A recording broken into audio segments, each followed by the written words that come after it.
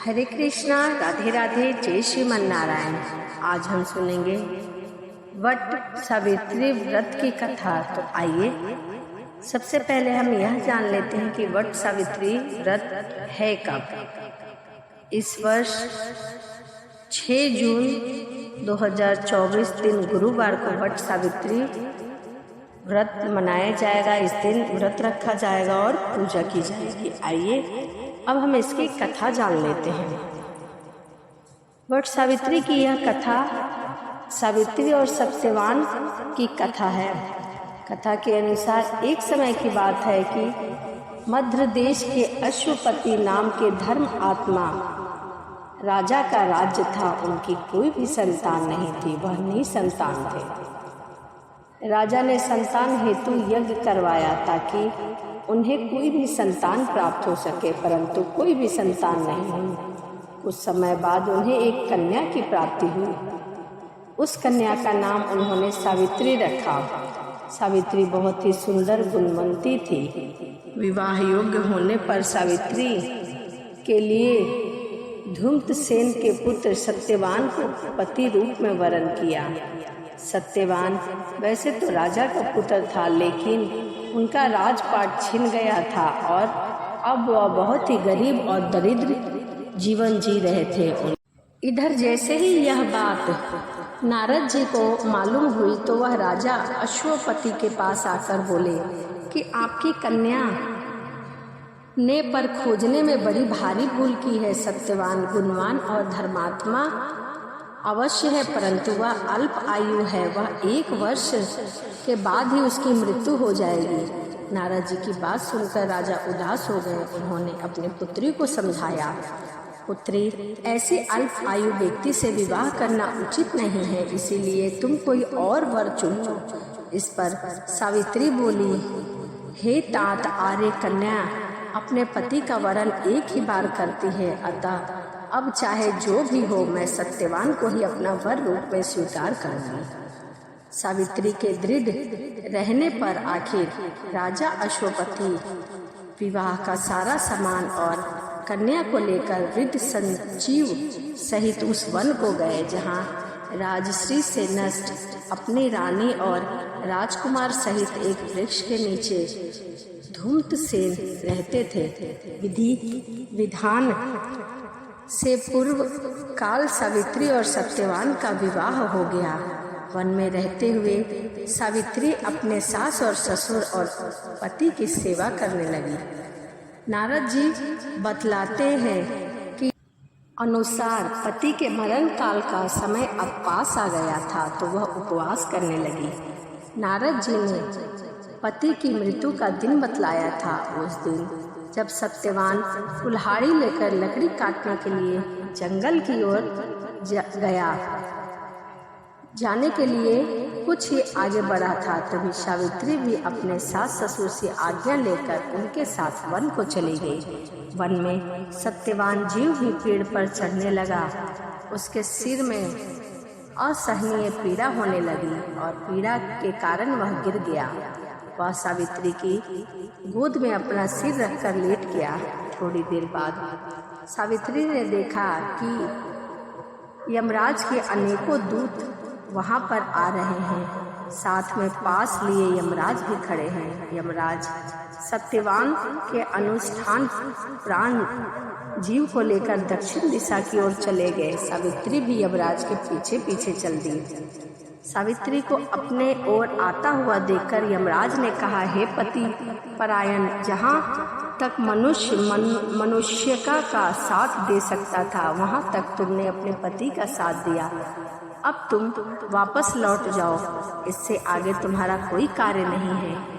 यह सुनकर सावित्री बोली, जहाँ तक मेरे पति जाएंगे वहीं मुझे भी जाना चाहिए, यही सनातन सत्य है।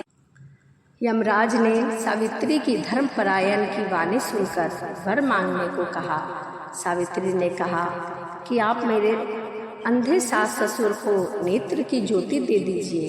यमराज ने तथास्तु कहकर उसे लौट जाने को कहा, किंतु सावित्री नहीं लौटी। वह उनके पीछे पीछे चलती रही।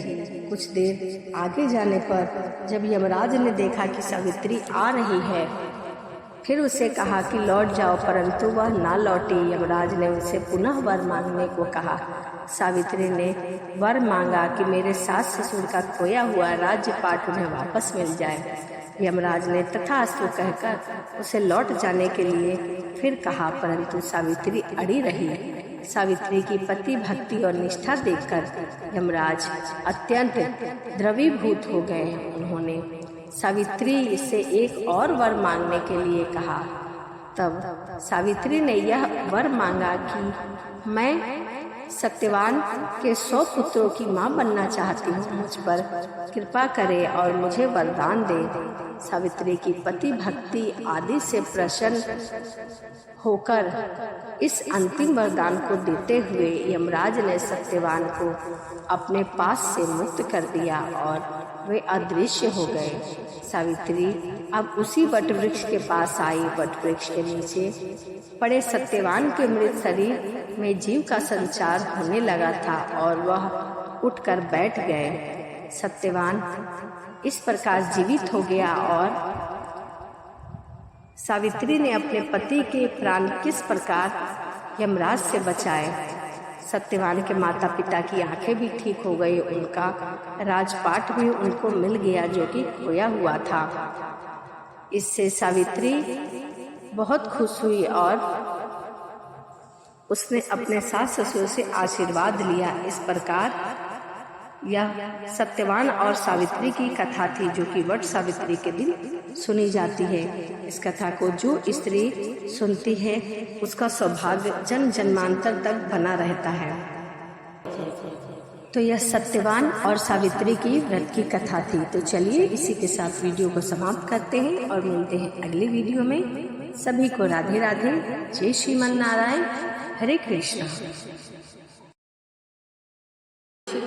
हरे कृष्णा, राधे राधे, जय श्रीमन नारायण। आज हम जानेंगे कि वट सावित्री व्रत की पूजा विधि क्या है, किस प्रकार से हम पूजा कर सकते हैं। तो आइए ज़्यादा देरी न करते हुए मन में सावित्री और सत्यवान का ध्यान करते हुए हम जानते हैं। वट सावित्री के दिन महिलाएं सर्वप्रथम ब्रह्म मुहूर्त में उठकर स्नान करें। स्नान के बाद लाल या पीले रंग के ही वस्त्र धारण करें। उसके बाद नाक के ऊपर से सिंदूर लगाएं, क्योंकि यह शुभ माना जाता है। फिर पूजा की सामग्री को एक थाल में एकत्रित करें। वट वृक्ष के नीचे सभी पूजा की सामग्री को लेकर जाएं और सत्यवान की प्रतिमा और सावित्री की प्रतिमा स्थापित करें। यदि आप प्रतिमा स्थापित नहीं कर सकते तो आप एपन लेके जाते हैं। एपन क्या होता है? एपन वो होता है जो चावल के आटे और हल्दी को डाल के बनाते हैं। शुभ कार्य में उसका यूज होता है, उसे एपन कहते हैं। उससे आप सत्यवान और सावित्री की प्रतिमा भी बना सकते हैं। इसके दौरान बरगद के वृक्ष की जल में जल अर्पित करें। जल अर्पित करने के बाद एक कलश रखें और कलश के सामने संकल्प ले कि हे प्रभु, हे ईश्वर, हे सत्यवान, हे सावित्री, मैं इस बरगद के वृक्ष के नीचे यह कलश स्थापित करके और व्रत को पूर्ण करने का संकल्प लेती हूँ। और फिर वो अक्षत वृक्ष के नीचे जड़ में छोड़ दे। उसके बाद फिर हाथ में पुष्प, अक्षत, भीगा हुआ चना, गुड़ और मिठाई तथा फल और दक्षिणा चढ़ाएं। बाद में वृक्ष की 5, 7, 11, 21 या 108 परिक्रमा करते हुए आप कच्चा सूत लपेटे या फिर आप धागा भी लपेट सकते हैं। उसके बाद जब आपकी पूजा संपन्न हो जाए उसके बाद आप दान करें और श्रृंगार का सामान भी ले जाएं। श्रृंगार का सामान 2 स्थान पर ले जाएं, एक पंडित जी के लिए और दूसरा अपने लिए।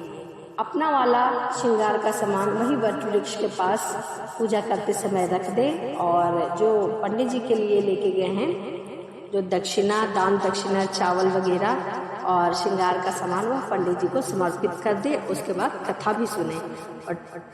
वट सावित्री के दिन कथा जरूर सुने। इससे वैवाहिक जीवन में चल रही परेशानियां दूर रहेंगी। सावित्री व्रत कथा के अनुसार वट वृक्ष के नीचे ही उसके सास ससुर को दिव्य ज्योति, छीना हुआ राज्य तथा वही उसके मृत पति के शरीर में प्राण वापस आए थे। पुराणों के अनुसार वट वृक्ष में ब्रह्मा, विष्णु और महेश तीनों का वास होता है।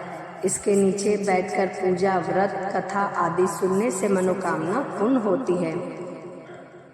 उसके बाद भगवान बुद्ध ने भी इसी वृक्ष के नीचे ज्ञान की प्राप्ति की थी। अतः वट वृक्ष को ज्ञान, निर्वाण और दीर्घायु का पूरक माना जाता है। इसीलिए वट वृक्ष के नीचे पूजा करनी चाहिए। और पूजा की विधि क्या है मैंने आपको बता दी। तो चलिए इसी के साथ वीडियो को समाप्त करते हैं और मिलते हैं अगली वीडियो। सभी को राधे राधे, जय श्रीमन नारायण, हरे कृष्णा।